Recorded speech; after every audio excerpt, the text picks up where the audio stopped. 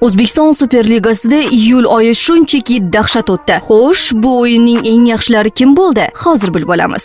Dastlab murabbiylardan boshlaymiz. OKMKni aniq va puxta taktika bilan ketma-ket g'alabalar sari yetaklagan Mirjalol Qosimov iyul oyining eng yaxshi murabbiysi deb topildi. Uning tajribasiga qoyil qolmay iloji yo'q. Maydonda esa haqiqiy shou mehmonga keldi. Samarqandning Dinamo jamoasi yetakchisi Anvarjon Hojimirzayev oyining eng yaxshi futbolchisi unvonini qo'lga kiritdi. Uning gollari va harakatlari shunchaki fantastika. Yoshlar ham bo'sh kelgani yo'q. 15-turda charaqlagan Surxon vakili Behruz Shukurullayev turning eng yaxshi yosh futbolchisi sifatida tanildi. Va nihoyat oyning eng chiroyli goli. Bunyodkor futbolchisi Bilolxon Toshmirzayev yo'llagan o'sha fantastik zarba iyul oyining eng go'zal goli deb topildi. Sizningcha iyul oyida qaysi voqea sizni ko'p hayratlantirdi? Izohlarda yozib qoldiring.